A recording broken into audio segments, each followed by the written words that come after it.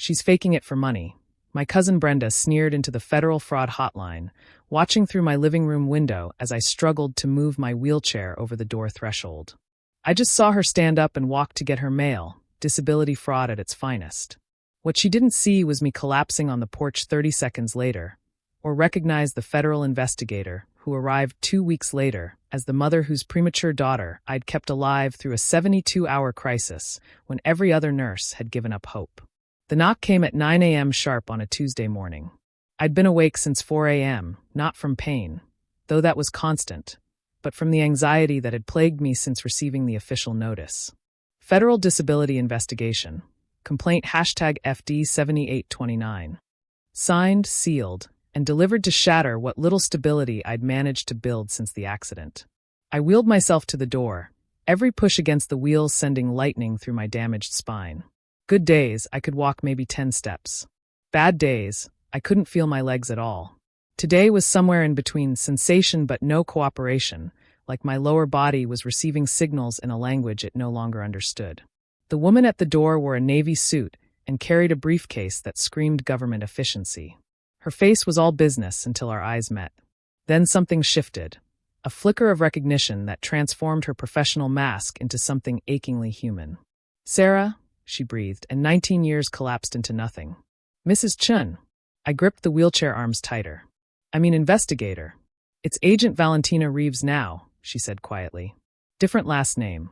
Different life.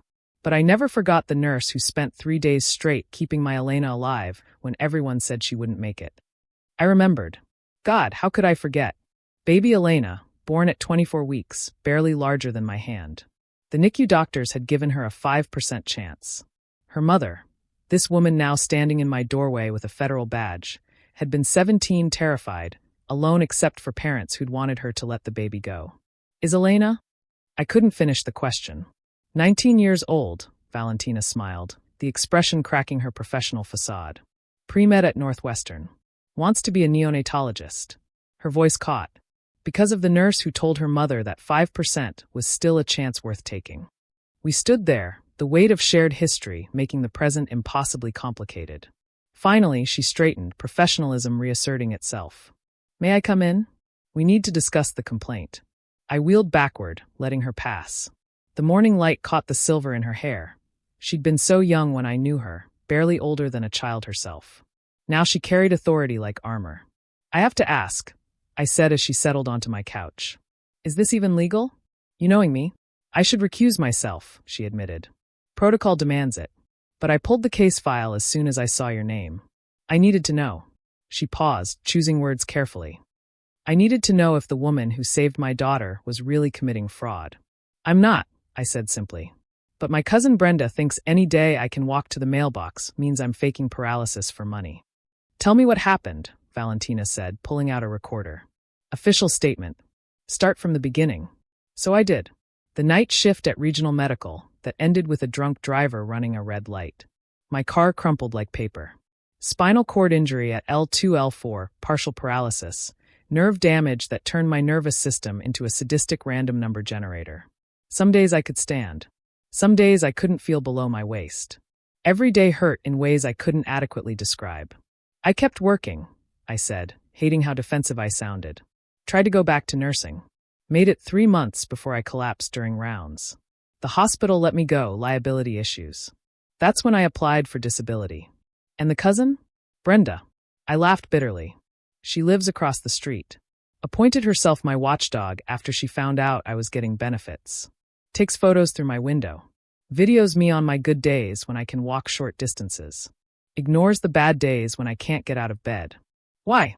Valentina asked, though her tone suggested she already knew. "My grandmother left me her house," I admitted. Free and clear. Brenda thought it should go to her since she had kids and I was just a single nurse. When I got hurt, she assumed I'd have to sell, that she could buy it cheap. Disability benefits mean I can keep it. She's been trying to prove I'm faking ever since. Valentina made notes, her face unreadable.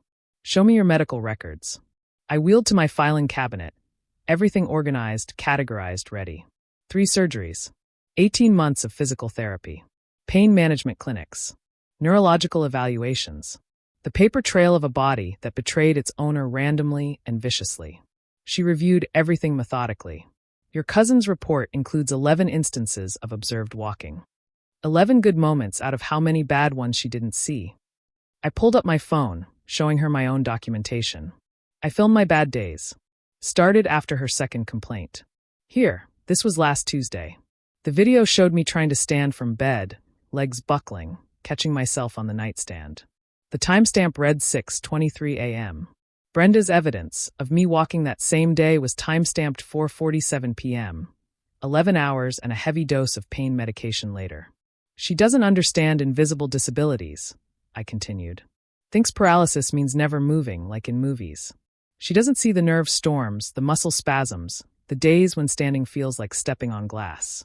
She sees me walk 10 feet and thinks I'm cured. Valentina set down her pen. Sarah, I need to tell you something off the record. She turned off the recorder. This is the 18th complaint your cousin has filed. Not just against you. She's reported 6 other neighbors for various frauds. We have a file on her. She's what we call a serial reporter. 18. My mouth went dry. The tragedy is, people like her make it harder for legitimate fraud cases. Boy who cried wolf syndrome. But we're still required to investigate every claim. She paused. Especially when they submit video evidence. The mailbox video, I guessed. She nodded. Shows you walking approximately 50 feet unassisted. She claims this proves you're capable of working. 50 feet on a good day, with 3 rest breaks she edited out, after 2 hours of stretching and a dose of medication that would knock out a horse. I felt tears building. I was a trauma nurse.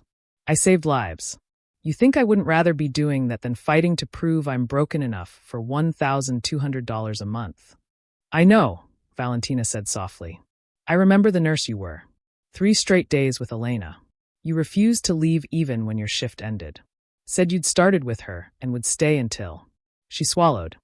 Until one way or another it was over. She was a fighter, I said. Like her mom. 17 years old, everyone telling you to let go, and you held on anyway.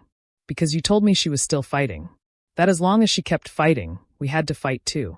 Valentina wiped her eyes, professional distance crumbling. Do you know what that meant? A teenage mother whose own parents wanted her to pull the plug, and one nurse who said she's still here. That means something. We sat in silence, the weight of memory filling the space between us. I breastfed her for 2 years, Valentina said suddenly. The doctors said it would help her development. Pumped at high school, college, ignored the looks and comments. Everything for her health. And when she got strong enough, when the doctors finally said she'd caught up developmentally, do you know what I did? I waited. I went to nursing school. Became a nurse like the woman who saved her. Worked NICU for 5 years before moving to federal investigation. She laughed. Thought I could help people differently. Catch the real criminals. Instead, I spend half my time investigating neighbors with grudges. I'm sorry, I said. Don't be. This, she gestured at her badge. This is just a job. But that night 19 years ago? That was a calling. And you answered it. She stood, began packing her files. My report will be thorough. Your cousin's history of false reporting will be noted. The medical evidence is clear. Partial paralysis with variable presentation, consistent with your diagnosis. No evidence of fraud. That's it. I'd expected more interrogation, more suspicion. Sarah, I've investigated hundreds of cases. Real fraud has patterns, hidden assets, inconsistent stories, medical shopping. You have none of that. What you have is a spinal injury that presents differently day to day, and a cousin who either doesn't understand or doesn't want to. She handed me a business card. If Brenda continues harassment, call me directly. Serial false reporting can be prosecuted. At the door, she paused. Elena wants to meet you. She knows your name, knows what you did. I've told her the story 100 times. The nurse who wouldn't give up on a 5% chance. I'd like that. I managed through sudden tears. She volunteers at the NICU where she was born. Reading to the preemies, holding the ones whose parents can't be there. She learned that from your story too. How you held her when I was too scared to hope. Valentina's voice broke. 19 years, Sarah. 19 years of life because you wouldn't let me give up. After she left, I sat in my chair, watching through the window as Brenda emerged from her house. She'd been watching, of course. Probably already planning her next complaint. But for once, I didn't care. I pulled out my phone and found an old photo. me in scrubs, exhausted after a 12-hour shift, holding a tiny bundle of wires and tubes that contained a failing heart and fighting spirit. Baby Elena, the 5% chance who'd become a pre-med student. Her mother, the terrified teenager who'd become a federal agent. The front door opened again. Valentina stood there, professional mask completely abandoned.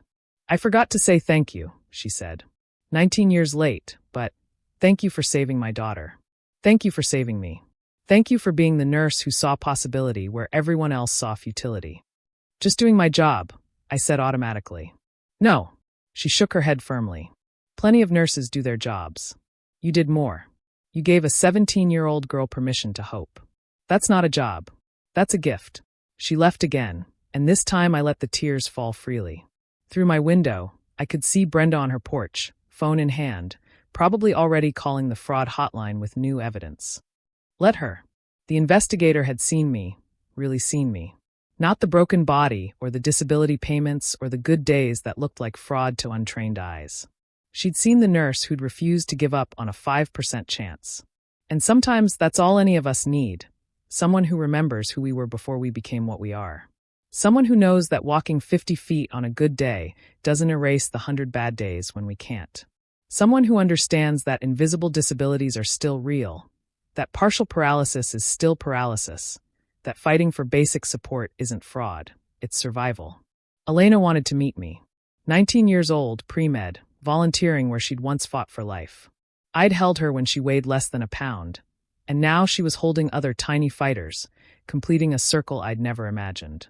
Maybe that's what we leave behind. Not the bodies that betray us or the cousins who report us, but the lives we touch when we're still whole. The babies we save who grow up to save others. The teenagers we give permission to hope who become adults who investigate truth. I wheeled myself to my filing cabinet and pulled out my old nursing photos. There I was, whole and strong and unaware that a drunk driver would soon reshape my future. But also there, tired and triumphant, holding babies who shouldn't have survived, teaching new mothers to hope, being the nurse I could no longer be. Brenda could report me 100 times. It wouldn't change what I'd been or what I'd done. It wouldn't erase Elena or the dozens of other lives I'd touched before my spine shattered. I was partially paralyzed, variably mobile, permanently changed. I was also the nurse who'd saved a federal agent's daughter 19 years before she had to investigate me for fraud. Sometimes the universe has a sense of humor. Sometimes it has a sense of justice. And sometimes on the good days when I can walk 50 feet to get my mail, I choose to believe it has both.